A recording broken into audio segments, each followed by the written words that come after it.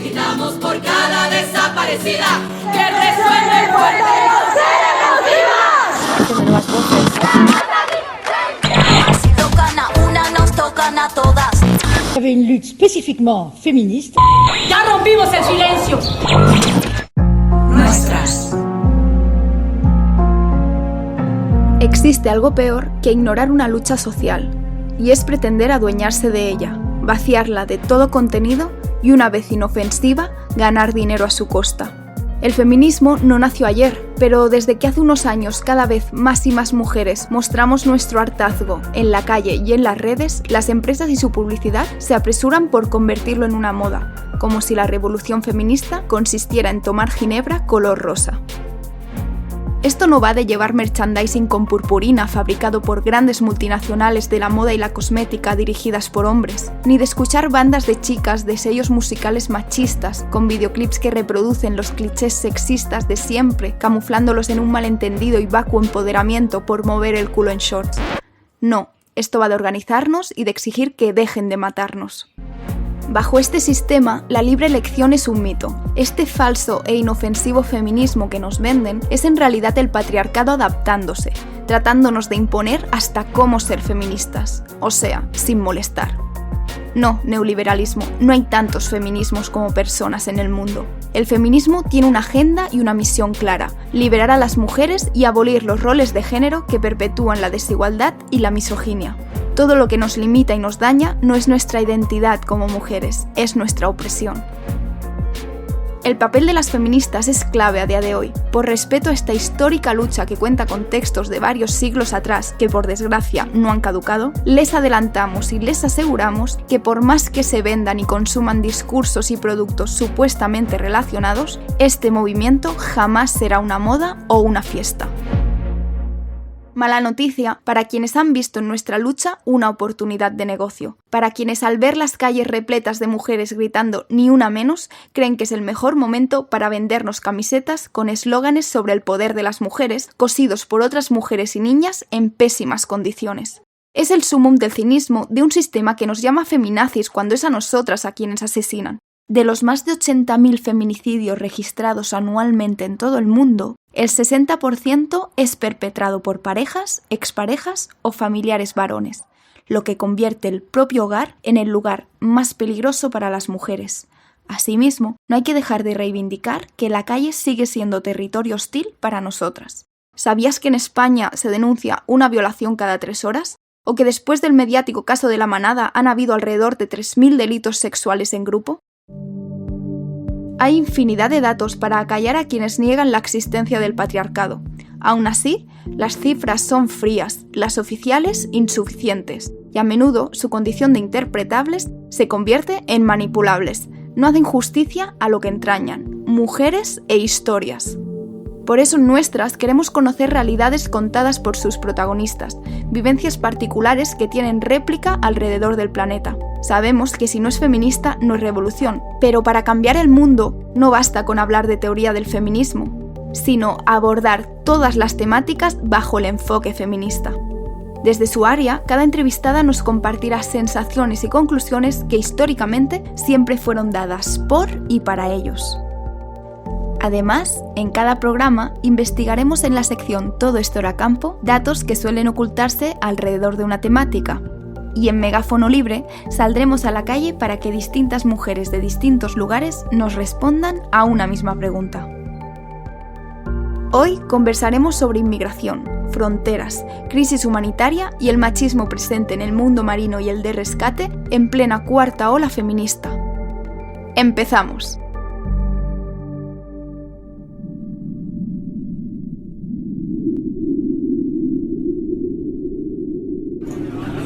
Hoy llevamos 18 días aquí con toda la gente a bordo. Después de haber tenido que dejar sus lugares de origen, después de haber pasado por Libia, por todas las aberraciones y salvajadas que les han hecho ahí, después de arriesgar sus vidas en una barca en medio del mar, después llevamos ya 19 días aquí a bordo. Ha pasado de todo, hemos pasado mala mar, hemos pasado evacuaciones, mareos, hemos pasado crisis de ansiedad, de pánico. Ayer la gente se ha tirado al agua, es pura necesidad, desesperación. ¿Qué más? ¿Qué más queréis que pase? ¿Qué más puede pasar? Hago un apelo simplemente a nivel humano. Ahora no estoy hablando de nivel legal, estoy hablando de nivel humano. Todas estas personas tienen que ser desembarcadas en el puerto seguro más cercano, que es eso de allí, 800 metros. Hago un apelo al humano, tienen que bajar a tierra, son personas. Es increíble que todavía tengamos que reivindicar que nadie es ilegal. Lo que sí debería serlo es hacer negocio vendiendo armas, dar vía libre a mafias de tráfico de personas o permitir que se ahoguen a diario huyendo de esa realidad. Para mayor hipocresía, se llama refugiadas a personas a las que no se les da cobijo. Parece que el derecho de vivir se tiene o no según dónde hayas nacido o cuánto tienes en tu bolsillo. Si eres de la parte afortunada, a tu hija no tienen que explicarle en el colegio qué hacer cuando empiezan a caer bombas. De este lado del mapa podemos elegir a dónde ir de vacaciones y acumular sellos en el pasaporte, en lugar de tener que decidir ruta migratoria en base a su peligrosidad y coleccionar cicatrices en vez de fotografías y souvenirs. Dice mucho del planeta en el que vivimos que la industria armamentística sea un sector cada vez más rentable, incluso en épocas de crisis económica. Este negocio ni es nuevo ni es cosa solo de las derechas. Por ejemplo, el gobierno socialista de Felipe González vendía armas a la dictadura de Pinochet. A día de hoy, España es el 7º país exportador en el ranking mundial de la industria de la guerra. La Moncloa y los contactos de la monarquía son los principales protagonistas de estos acuerdos de sangre con países como Arabia Saudí, Siria o Yemen. Este último, por cierto, vive lo que la ONU ha catalogado como la mayor catástrofe humanitaria del mundo. Por su parte, gobiernos fascistas que señalan con xenofobia a inmigrantes son cómplices de la migración de esas personas. Aunque no son ni mucho menos el único motivo, las guerras suponen hoy la mayor causa de desplazamientos forzados. Por ello, es tan importante denunciar el negocio que hay detrás de ellas. Aún así, no hay que dejar de atender los otros motivos existentes, como la pobreza, el terrorismo machista o la emergencia climática. En ese mismo mar, en cuyas costas veranean tantos y tantas turistas, otras personas pierden la vida a diario, mientras otras trabajan a contracorriente para tratar de evitarlo. Es el caso de nuestra entrevistada de hoy, Anabel Montesmier, responsable de búsqueda y rescate en el Mediterráneo. Desde 2015 ha dedicado su vida a socorrer personas migrantes en el mar, al frente de misiones de rescate de organizaciones como Emergency, Médicos Sin Fronteras y Open Arms, que ante la inacción de los gobiernos europeos iniciaron sus labores de salvamento, primero en la zona de Lesbos, Grecia, y después en el Mediterráneo central.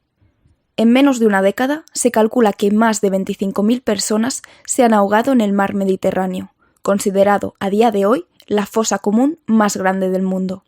De todos modos, las cifras se quedan siempre cortas, y para entender realmente la situación hay que atender al origen, a la raíz. Anabel Montes señala que el panorama actual es aún peor que el que se encontró en 2015. A todo esto, las autoridades no solo no se hacen cargo, sino que tratan de amedrentar y perseguir a quienes están salvando vidas para que no se destapen todos los negocios ocultos que suceden lejos de tierra. En 2022, Anabel declaró como parte civil independiente contra el ministro italiano Matteo Salvini. Recientemente, ella ha sido por fin absuelta tras años de amenazas y graves acusaciones. Al inicio, escuchábamos sus palabras siendo jefa de misión a bordo del barco de rescate de Open Arms. En ese entonces pudimos conversar con ella para que nos cuente de primera mano cómo es la realidad de esta crisis humanitaria y cómo ha sido llevar a cabo su labor en un espacio históricamente de hombres. Bienvenida, Anabel. Muchas gracias por estar en Nuestras. Hola, buenos días. Si bien habéis salvado más de 60.000 personas, también incidís en las otras miles que han perdido la vida. ¿Cómo han sido estos años en el mar y cuál es la radiografía actual de esta crisis humanitaria? Bueno, mira, estos años en el mar son 4 años de calendario, pero equivalen a más de 10. porque nunca ni mucho menos hubiéramos pensado jamás ni que hubiéramos llegado al punto al que estamos ahora, pero tampoco nos hubiéramos imaginado lo que es realmente ser conocedor de la realidad. No de la realidad que conocemos en nuestros lugares de origen, nuestros trabajos, nuestras vidas, sino una realidad, una de las tantas realidades paralelas que están al mismo tiempo y que realmente te hacen pensar absolutamente en todo lo que conoces.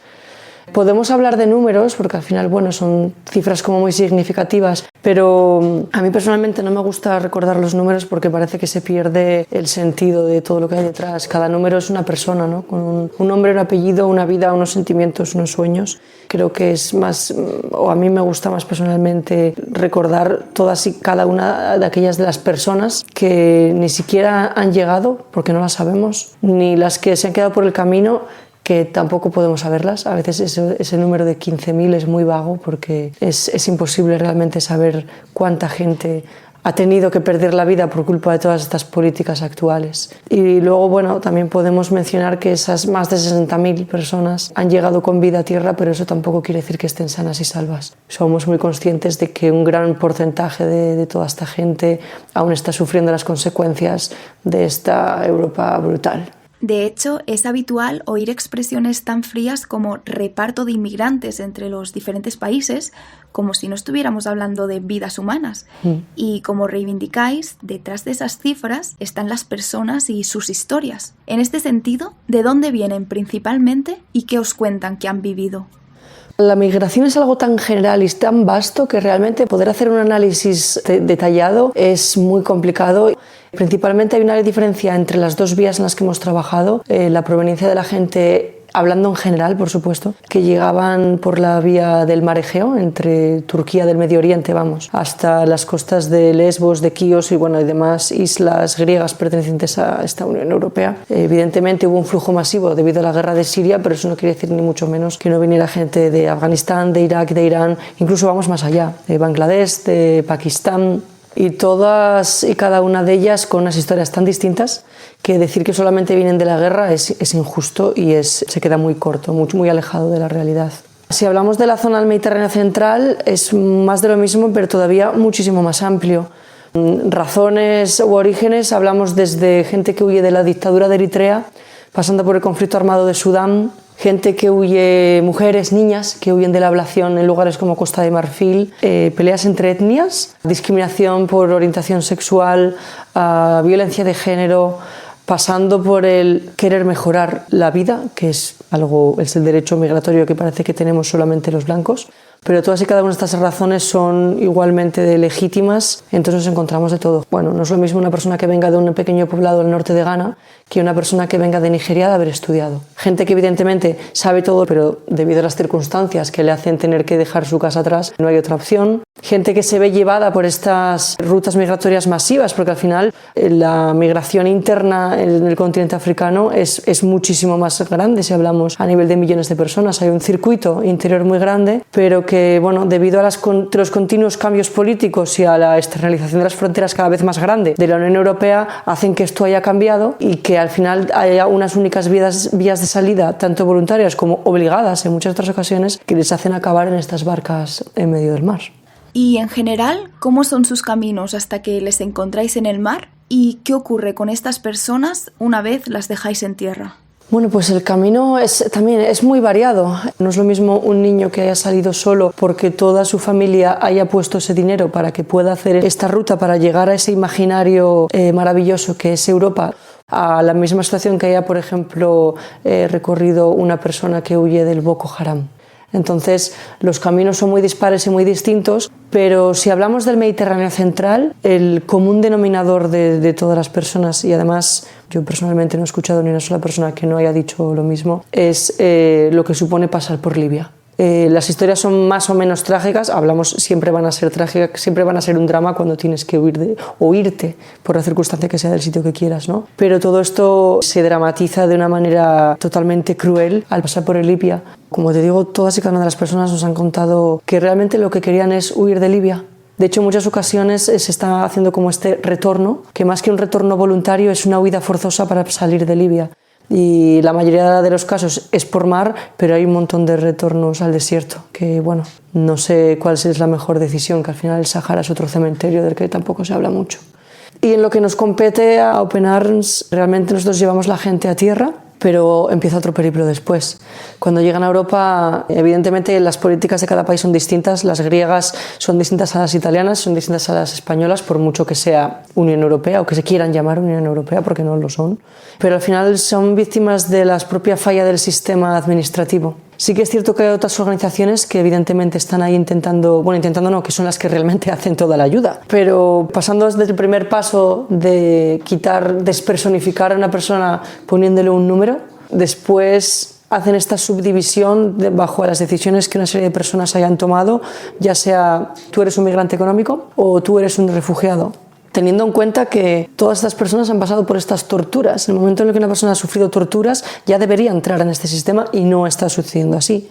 Bueno, la subdivisión que luego pueden hacer en lo que se determina casos vulnerables, como evidentemente niños no acompañados, no menas, mujeres que ya vienen en muchas ocasiones dentro de una trata de blancas desde su país de origen, pero evidentemente como somos testigos a diario, que es una falla del sistema y que al final acaban todos en la calle, que hay una pescadilla que se muerde la cola porque esos papeles nunca van a poder llegar si no tienen trabajo, y si no tienen trabajo no tienen papeles, y al final se fomenta realmente, las personas echadas a la calle. Es indiscutible que en estos contextos la situación de mujeres y niñas es especialmente grave, dadas las violencias machistas que sufren. ¿Qué te han contado las mujeres a las que has conocido?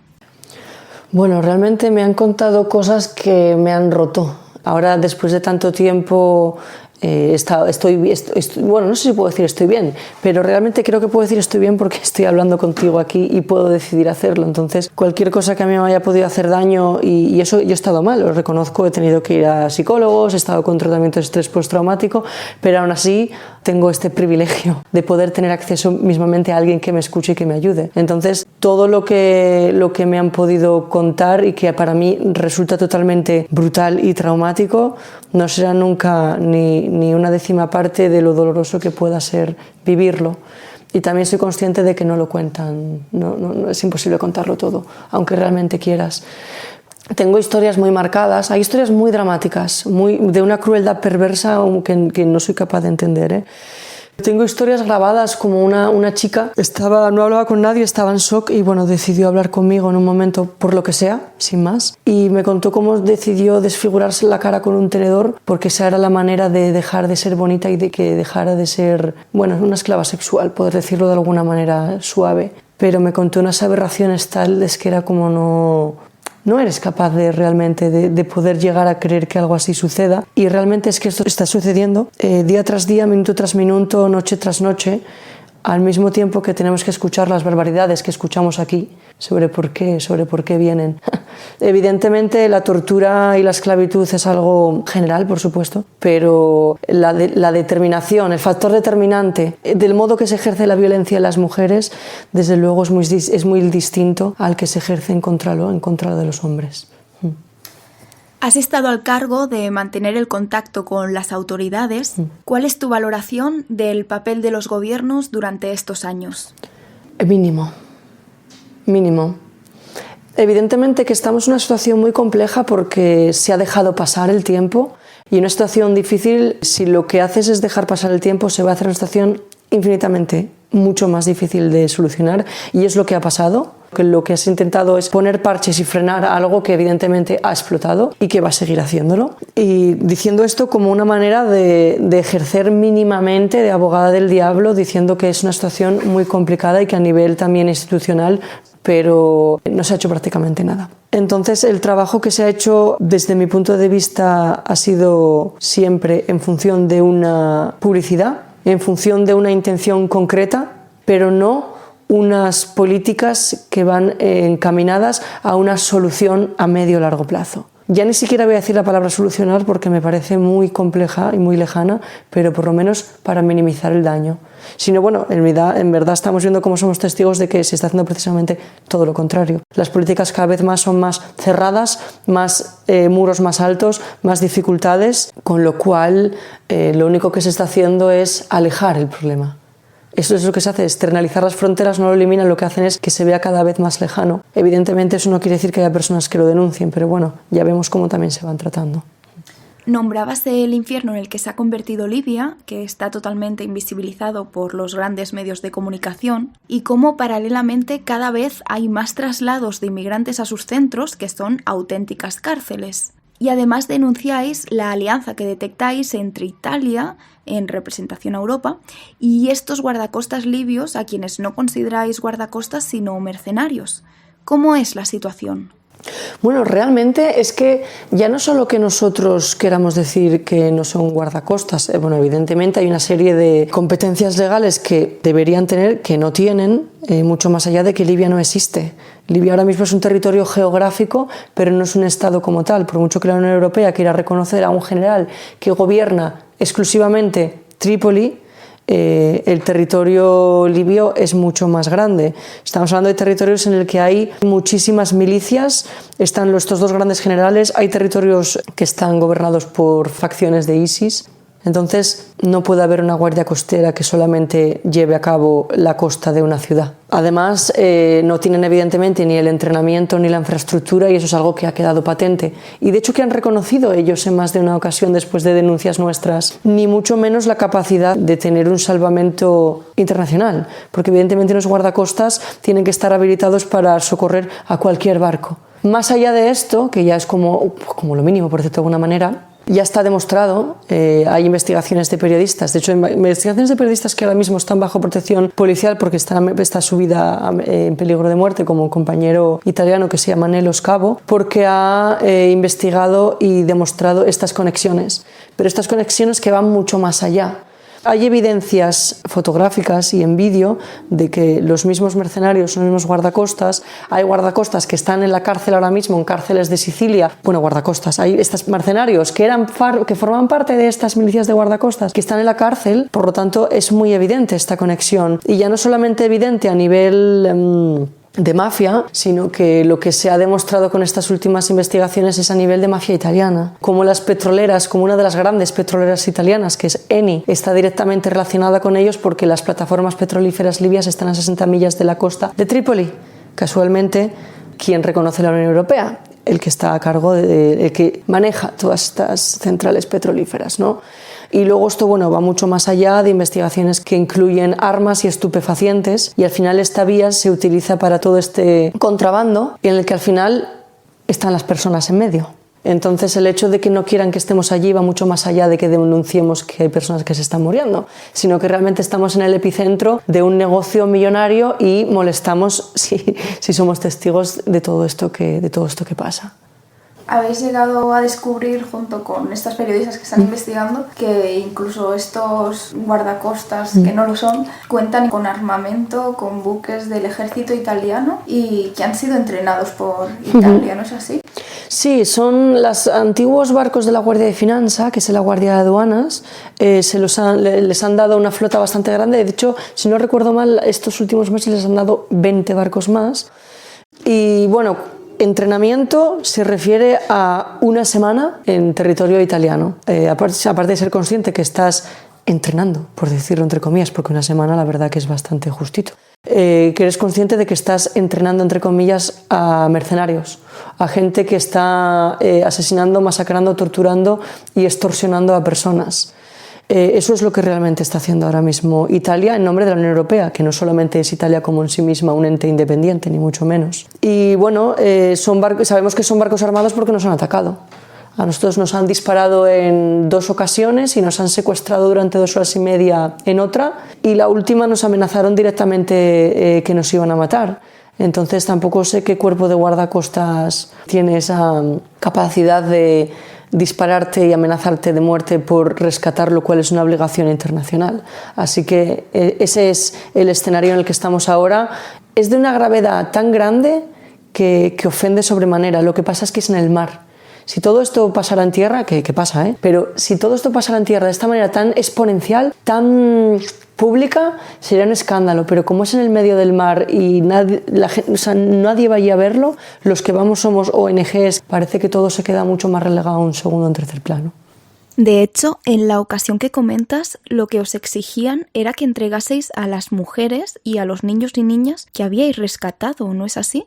Sí, fue justamente una coincidencia que fue el primer rescate que se hizo cuando estaba el anterior gobierno italiano recién estrenado.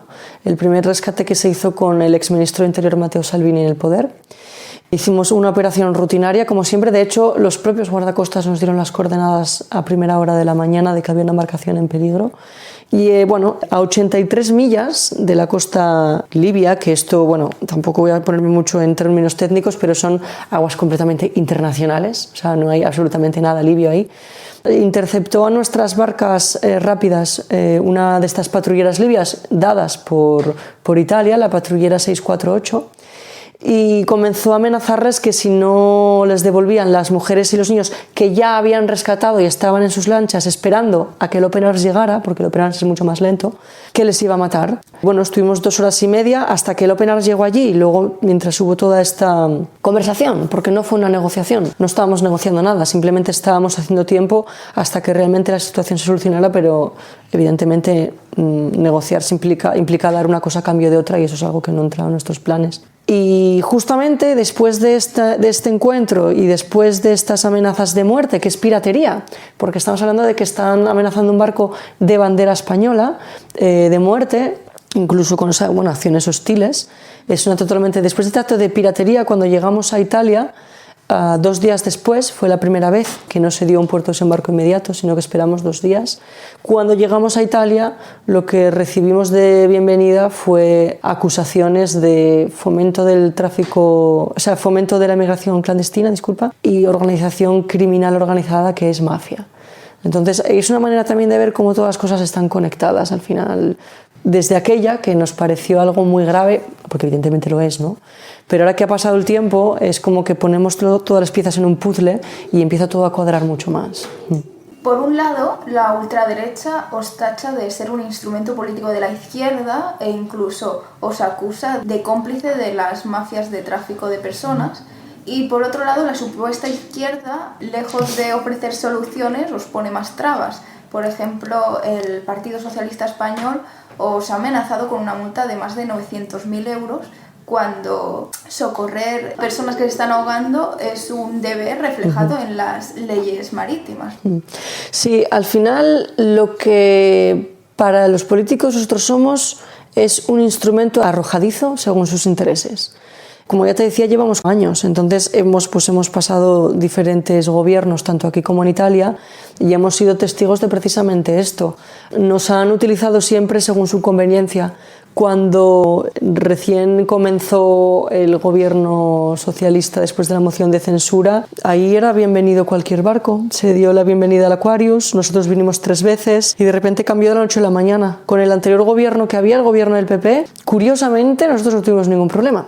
En su momento, evidentemente las situaciones son distintas, no quiero decir que sea mejor uno que otro, pero me refiero cómo es curioso cómo gobiernos de derecha e izquierda que puedes pensar que tienden hacia un lado o hacia otro, lo que hacen es variar según su propio interés. Respecto a la extrema derecha, a mí realmente me sorprendería que la extrema derecha nos apoyara, me preocuparía de hecho si eso pasara, ¿no? Entonces evidentemente están haciendo lo que mejor saben a nivel histórico, que es utilizar cualquier método posible para frenar aquello que no les interese.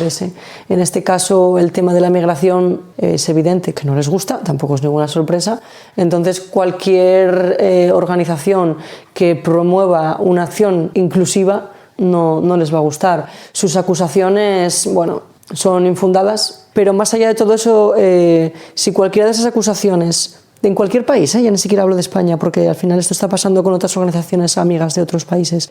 Si cualquiera de estas acusaciones hubiera sido cierta en algún momento, alguna persona deberíamos estar en la cárcel, deberíamos haber pagado una multa, alguna persona deberíamos haber... Es que no ha pasado nunca. O sea, estamos bajo investigación, estamos acusados, nunca ha llegado a ningún fin. No hay absolutamente nada que pueda demostrar realmente aquello que nos acusan, que además que nos acusan desde sus casas, te quiero decir. Aparte que son acusaciones muy graves, yo personalmente no les doy ningún tipo de importancia porque me parece más allá de una rabieta. Primero empezaron que si éramos taxis del mar, cuando eso se vino abajo nos dijeron que éramos un efecto llamada. Como eso se vino abajo constantemente, entonces ahora dicen que hacemos tráfico con las mafias, después dicen que cobramos dinero con cada migrante, que ya me dirás tú, y como eso no funciona, luego van al ataque personal, como cuando también empezaron a decir que el director de nuestra organización tenía un lío amoroso con la alcaldesa de Barcelona. Realmente no le doy bola a estas cosas. Puedo hablar, puedo argumentar, puedo dialogar y puedo explicar realmente todas las razones por las que no somos esto, pero a la extrema derecha no,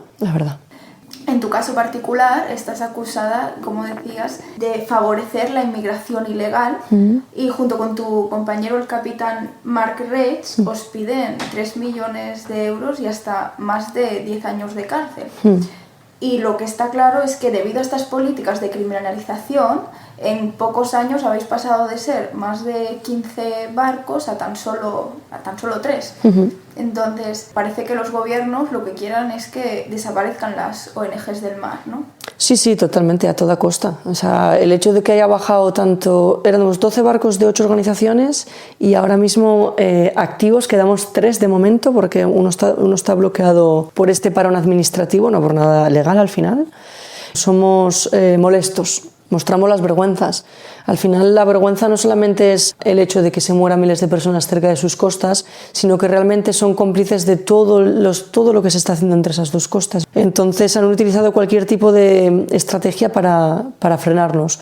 Primero la difamación, al final somos organizaciones que sobrevivimos porque la gente nos apoya. Si la gente no nos apoya estamos condenados a desaparecer. Y como eso no funcionó, sino que al contrario hubo un apoyo mucho más grande, porque realmente también podríamos agradecerle estos movimientos porque nos han dado mucha más publicidad. Pero eso es lo que intentan. Primero el miedo físico, porque después cuando los ataques de estos supuestos guardacostas hubo con todo el derecho legítimo algunos barcos que se echaron para atrás, porque evidentemente en medio del mar es muy hostil y todo lo que pasa allí parece que nadie lo va a saber, que sí se sabe, pero bueno. Estas amenazas o estas multas, al final, antes de llegar a esta acusación tan grave, que nos piden es como aproximadamente 1,5 millones a cada uno, porque bueno, lo que están haciendo es poner un precio por cada persona, al final ponen precio a la vida, ¿no? Hay otro montón más de multas pequeñitas, entonces organizaciones más pequeñas o más humildes que hacen un trabajo espectacular no pueden y al final desaparecen porque el hecho de pagar una multa quiere decir que ese dinero ya no lo pueden invertir en hacer una misión más. Eso es una manera, es el desgaste, hacer que la estrategia del cansancio para que la gente se vaya. Y al final, para mí eso es lo que más muestra da de que estamos haciendo algo que está bien. Porque a veces lo pienso y digo, en todo el conjunto grande de la situación, de todo lo que realmente pasa que no sabemos, el hecho de que 4 gatos, porque somos 4 gatos, ya sea nosotros, ya sea otras organizaciones, somos 4, hagamos tanto movimiento y se preocupen tanto de esta manera a cualquier precio de pararnos, que realmente digo, es que algo estamos haciendo bien. Algo estamos evidenciando que quieren ocultar de una manera brutal para llegar a utilizo cualquier método. Y realmente es lo que en verdad nos da más fuerza también para seguir, Claro, porque al final lo que buscan es debilitar a lo colectivo y amedrentar también a nivel personal. En este sentido, ¿cómo es estar llevando a cabo esta labor? Yo es que para mí, desde que empecé, ha sido todo una espiral de acontecimientos tan rápido uno detrás de otro que ha habido veces que me he tenido que parar y sentar y decir, a ver, sé consciente de todo lo que está pasando, ¿no? Porque es muy fácil perderte, entre comillas, en todo lo que pasa. Claro, yo me centro en lo que hago y pongo el foco ahí y hago una misión, que evidentemente es para lo que queremos ir, ¿no?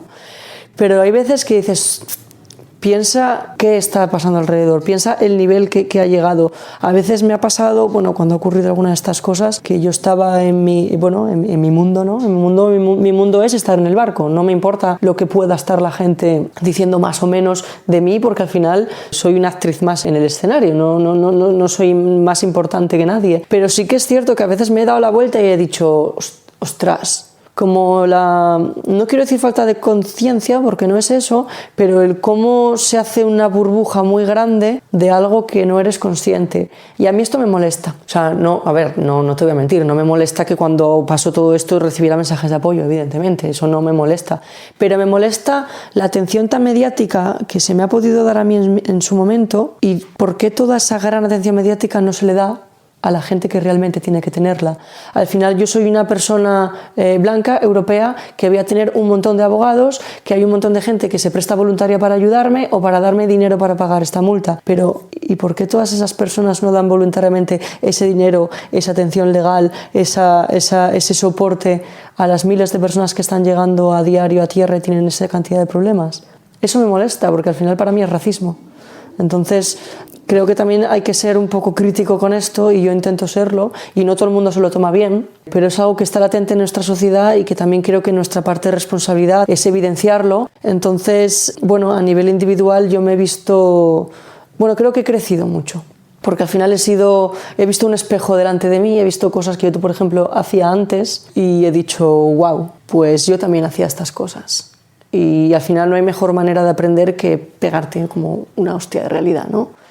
Y lo agradezco realmente. O sea, más allá de todo lo que pueda suceder, que estoy muy tranquila respecto a ello, pues lo que te decía antes, me da más fuerzas para salir adelante, ¿eh? Ojalá nunca hubiera pasado, pero ojalá nunca hubiera pasado porque no hubiera tenido que ir a un barco, porque no hubiera tenido necesidad de ayudar a alguien, ¿vale? Pero a nivel personal, a nivel mío, agradezco mucho tener los ojos cada vez más abiertos, tanto para revisarme a mí, como para revisar a la gente que tengo alrededor, como para poder ser más consciente. Ya te digo, mira, estamos hablando tranquilamente en un sitio seguro con comida en la nevera y una cama en la que dormir, entonces todo lo que sea más allá de eso es que no tiene ningún tipo de importancia realmente. Pero siempre me gusta apartar el foco o utilizar el altavoz para dárselo a otra gente.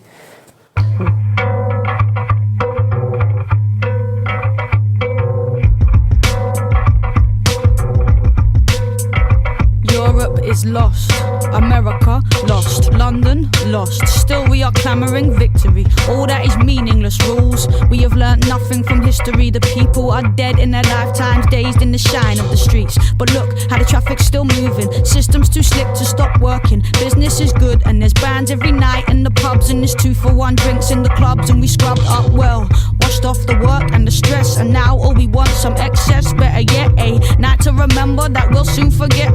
All of the blood that was bled for these cities to grow, all of the bodies that fell, the roots that were dug from the earth so these games could be played. I see it tonight in the stains on my hands. The buildings are screaming.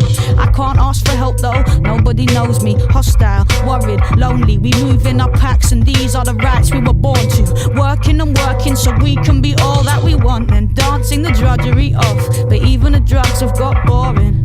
Well, sex is still good when you get it. To sleep, to dream, to keep the dream in reach, to eat your dream. Don't weep, don't scream, just keep it in, keep sleeping in. What am I gonna do to wake up? Y hablando del día a día en el barco, escuchábamos al inicio de la entrevista tus palabras en lo que habéis calificado como una de las misiones de rescate más duras en todos estos años. ¿Cómo fue ese episodio en el que eras la jefa de misión? Esa fue la misión más dura a nivel psicológico. Ha habido misiones mucho más dramáticas, con mucho más duras, pero a nivel psicológico fue un desgaste espectacular. Realmente a día de hoy a veces me pongo a echar la vista atrás y me parece todo como una película, porque no sé cómo pueden pasar tantas cosas en 20 días. Y me remito otra vez, que estábamos en un barco y que al final mis compañeros, mis compañeras y yo sabíamos que íbamos a salir de allí. Otra cosa es que no sabes cuándo. De hecho, ahí es donde se evidencian los privilegios, ¿no? El hecho de decir, claro, es que nosotros vamos, rescatamos y volvemos y ya está. Pues es que en ese momento no.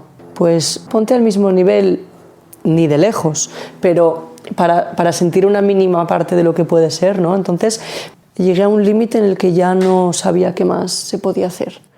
Se hizo muchísimo trabajo, de hecho, lo bueno a veces de, entre comillas, lo bueno a veces de llegar al límite es que no te das cuenta de todas las cosas que puedes llegar a hacer, ¿no? Se lograron muchísimas cosas que, por desgracia, para la gente que estuvo allí, que no debería haber pasado, enseñaron mucho para, en otras ocasiones, saber cómo poder llevar mejor situaciones. No es lo mismo estar 2 días a bordo que estar 5, que estar 20. Y por estas 20 hemos aprendido cómo hacer que sea más fácil las cosas para la gente que tengan que estar 5, pero a causa de un sufrimiento injusto e innecesario. Por situar para quien no conozca el episodio, estuvisteis, como comentas, 20 días con más de 100 personas a bordo y nos ofrecían puerto seguro ya no solo para dejar bajar a las personas, sino para poneros a resguardo con los temporales que estabais sufriendo de hasta más de 3 metros de ola y viviendo situaciones realmente dramáticas. Sí, en total fueron unos 20 días. Tuvimos un rescate, todo normal dentro de lo no normal, que es un rescate de estas características. Tuvimos el segundo al día siguiente y ahí empezó todo este periplo de no podemos entrar, no nos dejan entrar, ni siquiera podíamos entrar a aguas territoriales italianas porque estaba un decreto de seguridad que estaba por el exministro del Interior italiano que no dejaba a ninguna ONG entrar a aguas territoriales, no importa. Da igual que tengas un montón de gente, tú no podías entrar. Y aquí la cosa se complicó más cuando el 8º día con gente a bordo tuvimos otro rescate. Tuvimos que bajar otra vez al sur y ya teníamos a 161 personas, que no son tantas, entre comillas, porque hemos llegado a tener 500 y pico, pero claro, durante tantos días seguidos y con el aspecto psicológico tan dañado, porque al final no solamente son los días que las personas han estado a bordo, es todo el camino que llevan atrás, el por qué han salido de sus países, lo que han tenido que vivir por el camino, el tener que arriesgarse la vida y luego encima llegas a un barco y no te dejan entrar a tierra. Es que, yo no puedo realmente ni llegar a imaginar lo que puede pasar por la cabeza, ¿no? El culmen hasta ese momento fue cuando con estas ya teníamos algo menos porque habíamos hecho evacuaciones médicas urgentes que no pueden negarse y debíamos estar sobre unas 150 personas cuando nos denegaron el resguardo. Tanto Malta como Italia como Túnez no nos dejaron ponernos a resguardo y pasamos un temporal con 3 metros de ola con toda esta gente que fue, yo lo recuerdo como uno de los mayores dramas que vivimos.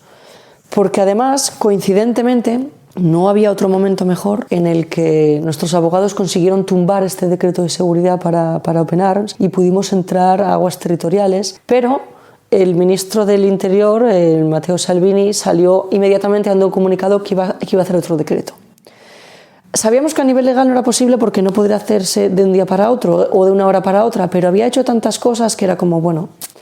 Y nos vimos en la tesitura de estar lejos en ese momento de las aguas territoriales y nos vimos en la tesitura de tener que ir muy rápido a entrar en las aguas territoriales antes de que Salvini hiciera otro decretazo, lo cual suponía un drama a bordo, porque no es lo mismo navegar despacito con 3 metros de ola que navegar muy rápido con 3 metros de ola. Y recuerdo ese momento como una de las decisiones difíciles.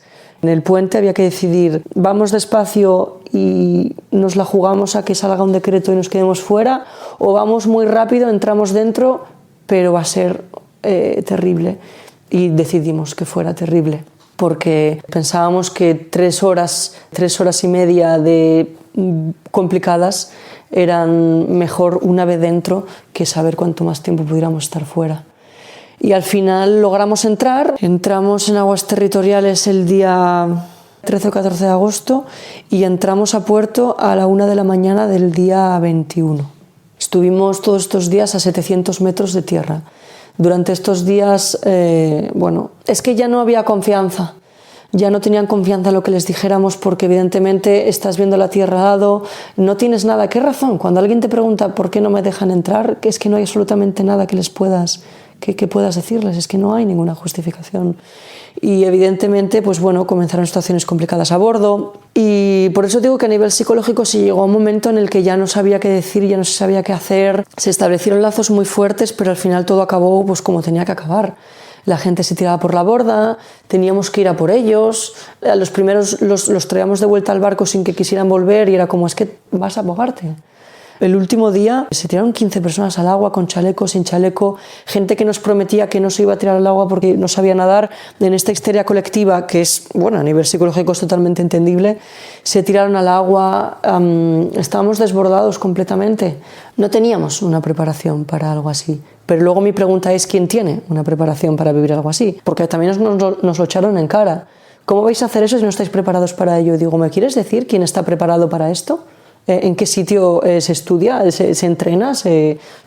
No hay ninguna razón por la cual no podamos entrar. De hecho, al final fue tan grave la situación que solamente era una persona la que no nos dejaba entrar. Guardacostas decían que entráramos. A nivel legal todo el mundo estaba ahí, excepto el ministro del Interior. Y excepto el gobierno español, que después de un silencio total y absoluto durante 17 días, el día 17 nos llamó al barco para decir que fuéramos a España. O sea, después de 17 días sin puerto, estando a 700 metros de la costa, nos dijo que diéramos la vuelta en una navegación que duraría aproximadamente 4 días para llegar a España. Evidentemente no lo hicimos, se lo dijimos claramente. No lo hacemos porque no podemos asegurar lo que vaya a suceder de aquí a España. O sea, ni para la propia tripulación, que ya estaba completamente agotada, con lo cual también es poner en peligro la navegación, ni mucho menos la seguridad de la gente que teníamos a bordo. Es que no... Para mí es algo, a nivel humano me parece inconcebible, y luego a nivel estratégico y operativo me parece increíble.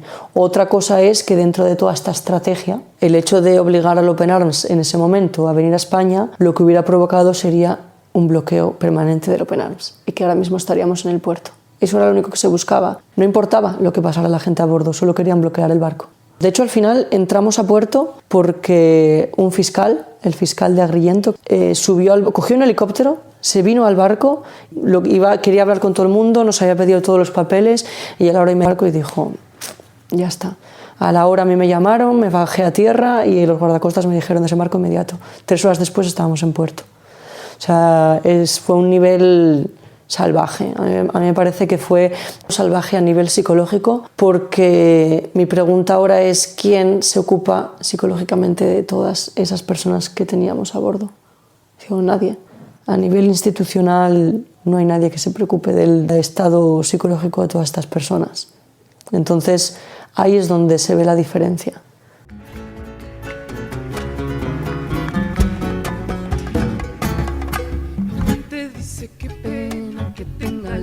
Piel oscura. La gente dice que pena que tenga la piel oscura, como si fuera basura que se arroja al pavimento. No saben que el descontento entre mi raza madura. Zambalando, zambalando.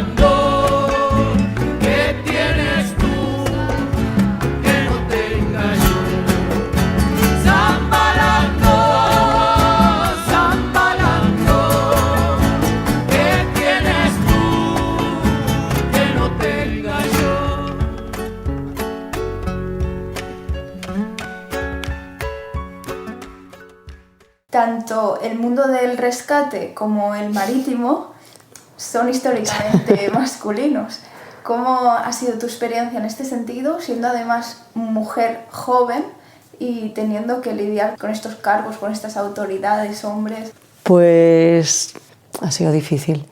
Sí, porque se puede hablar, por ejemplo, por una parte de la parte marítima. Evidentemente es que nunca se les había permitido a las mujeres estar realmente. Entonces, para mí es todo lo que pasa en la sociedad en tierra, por ejemplo, todo el menosprecio a la infravaloración que puedas tener, que puedas sentir en tierra, para mí en el mar es como elevarlo a 1000. O sea, evidentemente que no es mucho menos aislado, porque esto en cualquier trabajo hay ejemplos de ello, ¿no?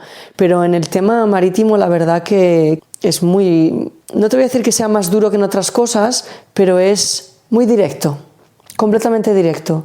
A mí me ha costado llegar al puesto en el que estoy, me ha costado tener que demostrarlo evidentemente 1000 veces más que mis compañeros hombres. Eso es así, no es ninguna exageración, no es ningún secreto, y es evidente que he tenido que demostrarlo y tengo a día de hoy que seguir demostrándolo día a día, mucho más que por ejemplo mi otro compañero que tiene mi mismo cargo. El contacto con las autoridades es bestial. Es bestial porque no te toman de la misma manera. Para mí es representativo el cómo has llegado a serlo. O sea, ¿qué has hecho para ser esto? ¿No? Entonces siempre es como, no, es que eres hija de, o eres pareja de, o eres no sé qué, y es como... Y tienes que hacer algo que a mí no me gusta, que es dar golpe encima de la mesa. Tienes que hacerlo. Hasta que esto no se normalice y que sea algo habitual, que más allá de las capacidades profesionales de cada persona, realmente tienes que dar un golpe sobre la mesa. Y hay muchas situaciones en las que yo he tenido que realmente imponerme, que no me gusta, porque es algo con lo que realmente no me siento cómoda, pero hay determinadas situaciones en las que tienes que poner una voz más alta, tienes que hacer un uso insistente, tienes que recurrir a maneras de actuar que un hombre no tiene que hacer simplemente para decir exactamente lo mismo. Y eso es así. Entonces a mí me apena, me apena mucho. De hecho, yo por ejemplo, personalmente tengo un poco esta fama de mujer dura, de mujer fuerte, de mujer exigente, y tengo esa fama simplemente por hacer lo mismo, pero es que soy mujer. Entonces soy una mujer que exijo que mi trabajo se haga bien, que sí que soy muy exigente con la gente que va allí, pero es que realmente estamos hablando de un trabajo en el que es de vida y muerte. Entonces creo que es indiferente ser mujer o ser hombre, pero yo soy Ani exigente, o yo tengo mucho carácter. Entonces lo típico de cuidado con el carácter que tiene Ani, es como, bueno, pues encima además es curioso porque normalmente soy la que menos discuto de todos, pero esa diferencia de género hace que yo tenga mucho carácter, que sea exigente, que tenga la regla, que cuidado que hoy está de mala hostia, y es como, bueno. Pero bueno, al final tampoco creo que sea muy distinto a cualquier otro puesto de trabajo en otro lugar, ¿eh? Simplemente en este caso la diferencia es que tienes esta puntilla que odio profundamente de ser, es que eres la única, que a mí es algo que me molesta. Y me molesta muchas veces cuando dicen, joder, es que qué guay que eres la única. Y digo, es que a mí no me parece nada guay ser la única jefa de misión, la única mujer que haya. De hecho, me parece muy triste y no me voy a sentir más orgullosa por ello. Y me parece triste que se apuntille como si tuviera que ser un motivo de orgullo. Entonces digo, me parece que eso es seguir fomentando el problema. No sé, nosotros desde la organización queremos tener esta perspectiva también de género y siempre queremos que haya más mujeres. Pero esto es algo que es histórico.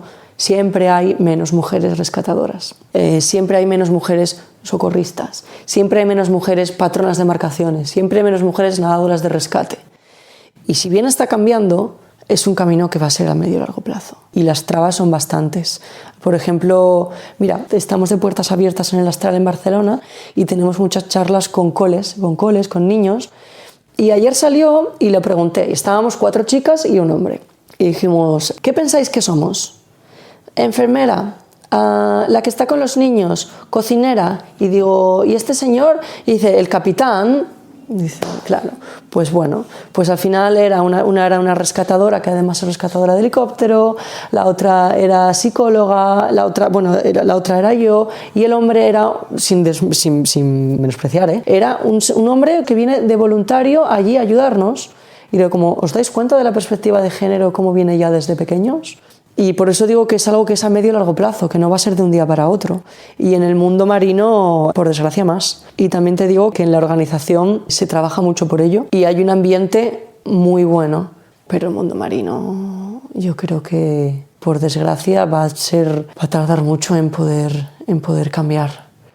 Pero también te digo que no me gusta hacerme una víctima de ello, ni mucho menos. De hecho, cuando digo de que sí que para mí es más complicado, que tengo que hacer mucho trabajo, lo digo como un hecho real, pero no ni me siento, ni quiero dar esta perspectiva de, ay, pobrecita víctima que tiene que trabajar más. Es como, no, mira, o sea, es así, lo vamos a cambiar, es algo que va a pasar, más antes o más después, y simplemente como mostrarlo como un hecho de cara a todas las demás chicas que quieran decirlo, que es como, hazlo. Simplemente es uno de los muchísimos ejemplos que hay a nivel diario, ¿no? Pues no es ni mucho más ni mucho menos que una persona que quiere hacer algo y lo hace. Yo lo vivo de esta manera.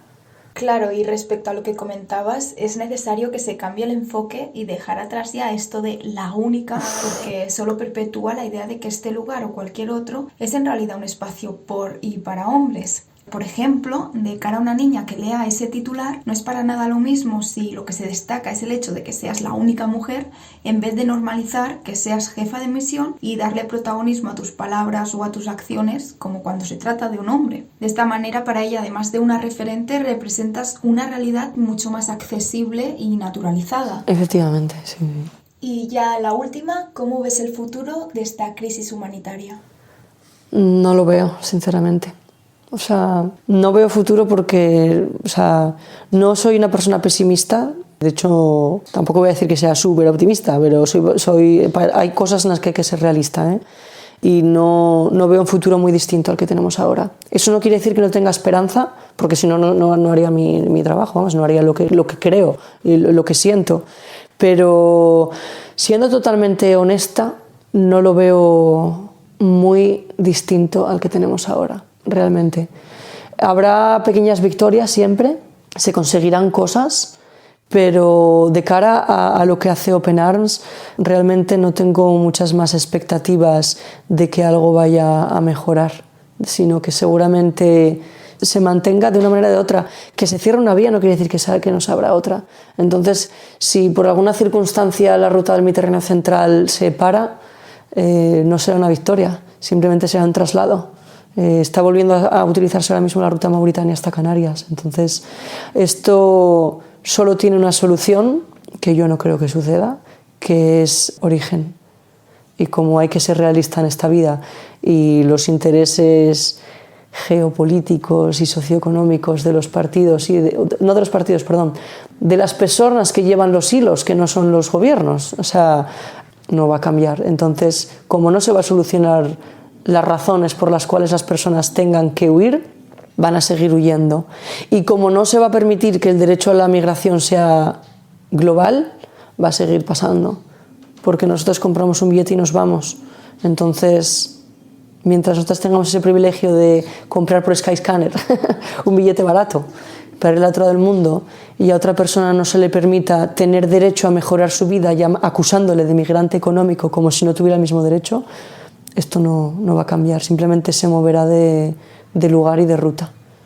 Pues muchas gracias, Anabel, por la labor que realizas y por habernos contado en primera persona esta dramática situación que a menudo desde tierra se desconoce. Gracias. Nada, gracias a ti. Hay un gallo que llora y que grita, despierta, despierta, despierta prudente, que esto duele, te arrasa, te mata, te irrita, qué suerte la tuya, tan cruda y maldita. Reza de día, de noche y no almuerza, se cree mala madre y también mala hija. ¿Dónde está la suerte, la mía, poquita? Y alguien se lo da y después lo quita. No hay tanto pan, pan, pan, no hay tanto pan, pan, pan. No hay tanto pan, pan, pan, no hay tanto pan, pan, pan. Que esta gran culpa no es tuya ni mía. Mentiras, sonrisas y amapolas, discursos, periódicos, banqueros y trileros, canciones, monos y pistolas, bolsos, confeti, cruceros y puteros te roban y te gritan, te roban y te gritan, te roban y te gritan, y lo que no tienes también te lo quitan. No hay tanto pan, pan, pan, no hay tanto pan, no hay tanto pan, no hay tanto pan. Y es indecente, gente sin casa, casa sin gente. Ay, ay, ay, ay, ay, ay, ay. Nuestras. Todo esto era campo.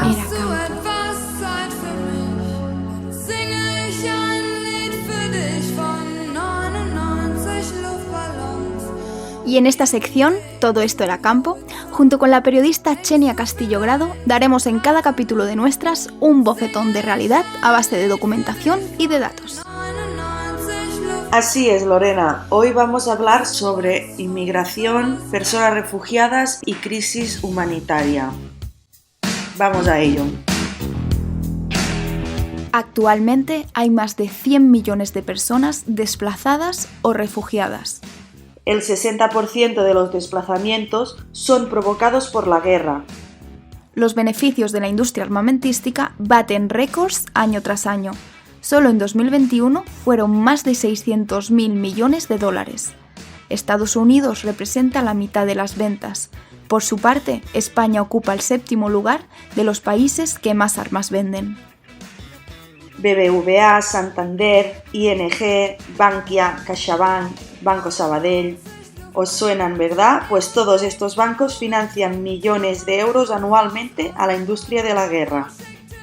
Paralelamente, desde 2015, más de 20.000 personas se han muerto ahogadas en el mar Mediterráneo tratando de llegar a Europa.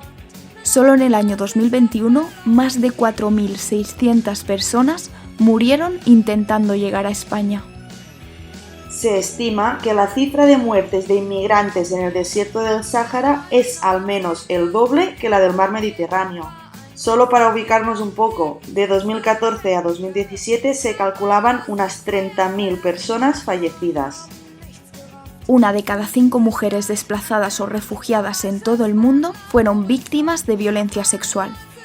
Por ejemplo, las mujeres refugiadas de los campamentos de Grecia confiesan que tienen que utilizar pañales para que no las violen en los baños comunitarios.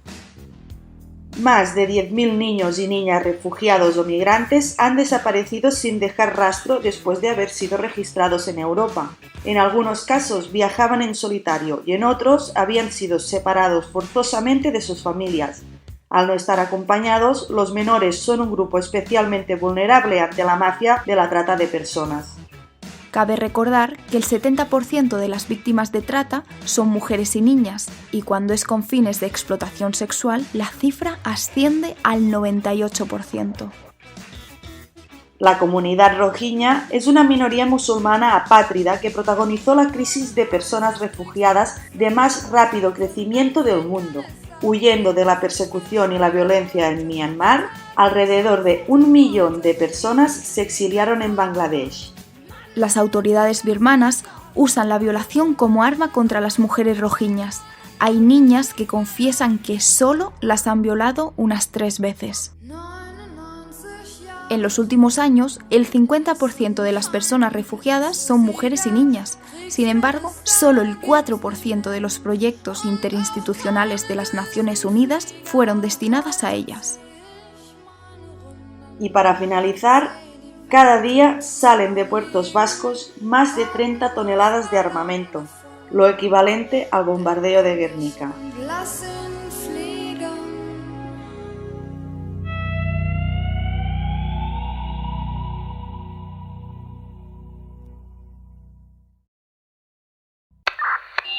Megáfono libre.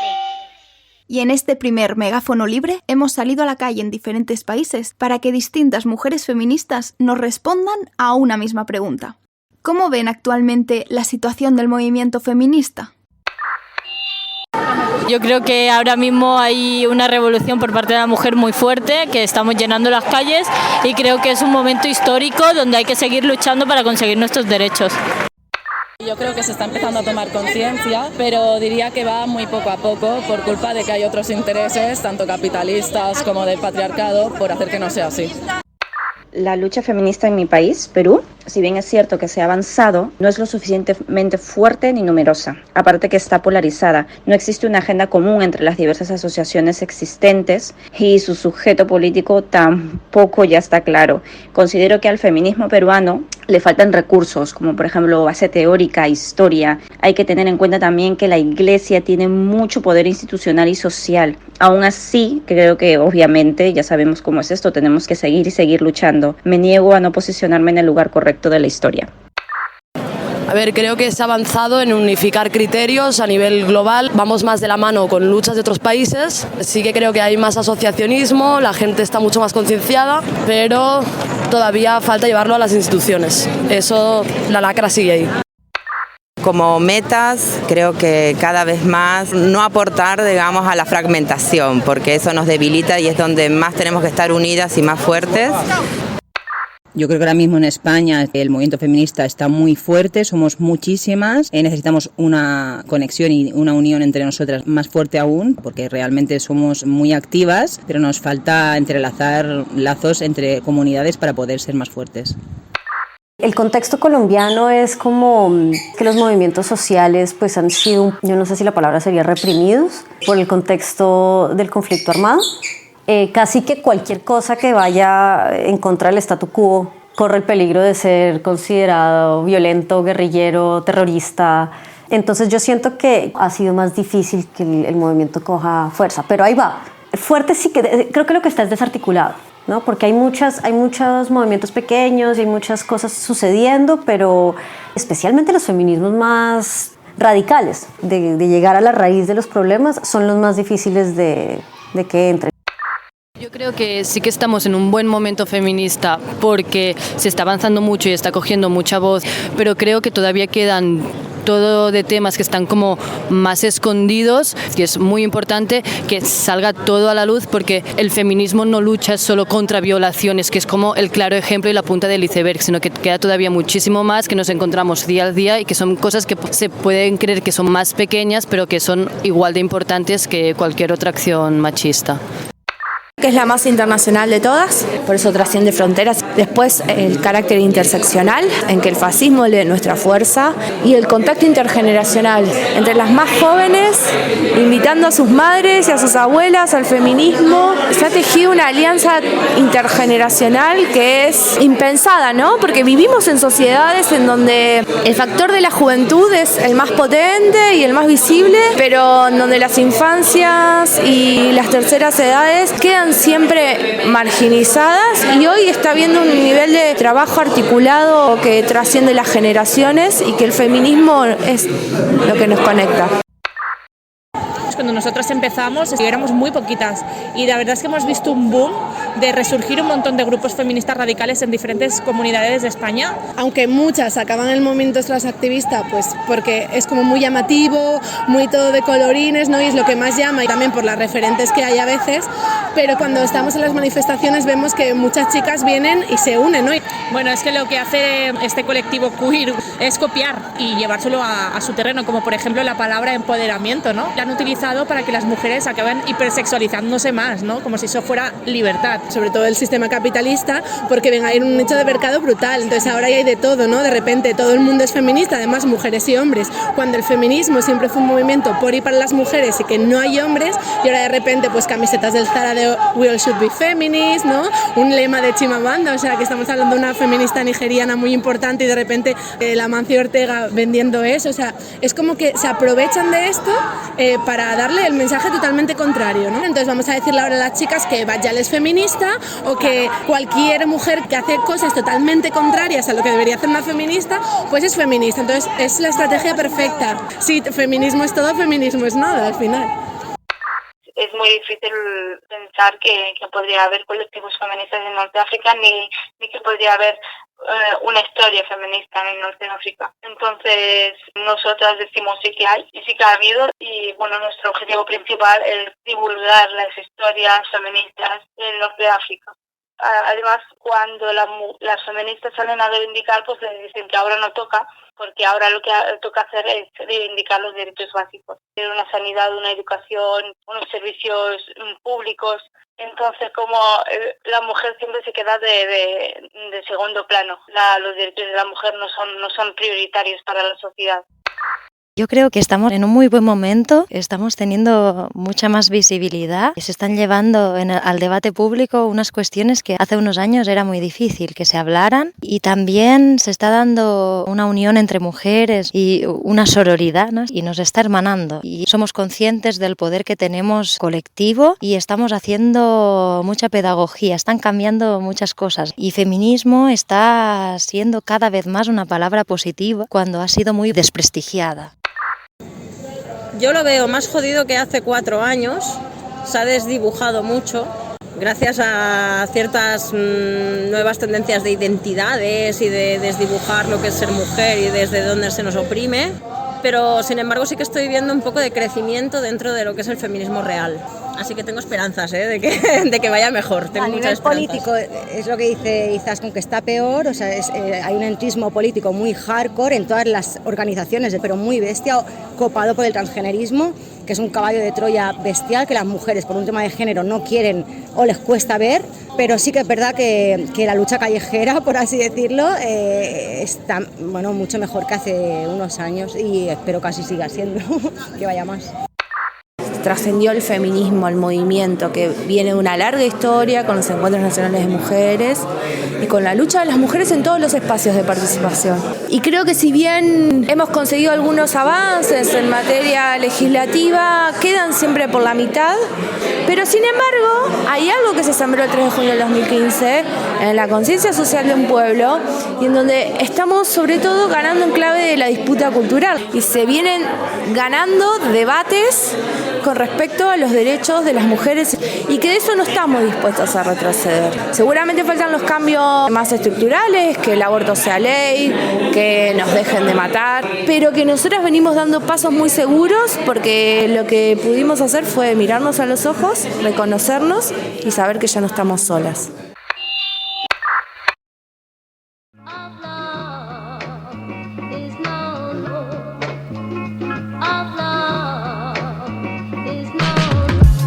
Desde pequeñas nos presentan el orden mundial como algo inamovible y como mucho puedes mandar un SMS para colaborar en alimentar o vacunar niñas y niños de brazos milimétricos que aparecen en anuncios de televisión mientras hacemos zapping. Pero no es así, o no debe ser así. No sigamos validando ese discurso que normaliza el horror de la desigualdad. Nuestra entrevistada de hoy es ejemplo de compromiso social hecho acción. Y desde su ardua experiencia nos ha revelado cómo es la cruda realidad más allá de ese horizonte salado al que fotografiamos en atardeceres. Evidenciando en cada palabra auténtica humildad y conciencia humanitaria, Anabel insiste en que el foco no debe recaer en quienes están al frente del barco, sino en las personas a las que auxilian, en las que se quedaron por el camino, en las razones que las han llevado hasta ahí y en el nuevo periplo de supervivencia que inician una vez llegan a tierra. Así como las feministas reclamamos ir a la raíz, Anabel reivindica atender el origen de esta crisis humanitaria. Es responsabilidad de toda la sociedad ejercer presión a los gobiernos para que las refugiadas no solo sigan con vida, sino además que ésta sea digna. Y ojalá llegue el día, más pronto que tarde, en que no se vean obligadas a abandonar su hogar. Nos lo quieren hacer ver como utopía para que no sea una meta, pero lo cierto es que ya tenemos identificados a quienes tienen los bolsillos manchados de sangre. Mientras tanto, un enorme agradecimiento a quienes, aunque con el privilegio de haberlo decidido, también dejan atrás a su familia para ir a rescatar vidas en el mar, espacio que ya nunca más será solo de hombres. Agradecemos también a las mujeres que se han sumado a la sección Megáfono Libre en manifestaciones, coloquios, hogares, aulas y desde diferentes puntos del mapa hemos escuchado las voces de Vera de Menterrat, Alicia de Radfem Combativas, Marisa, Majo, Raquel de Frente Feminista Radical de Perú, María, Regina, Zoe, Las Hipopótamas, Andrea, Elena, Izaskun, Laia y Sandra. Valorando los pasos que hemos dado, pero conscientes de lo mucho que queda por recorrer, han reflexionado sobre la situación del movimiento feminista con sentido crítico, dolor, convicción y esperanza. Espero que este primer episodio de Nuestras no te haya dejado indiferente y que nos acompañes en los siguientes. Bienvenidas, compañeras. Seamos siempre nuestras.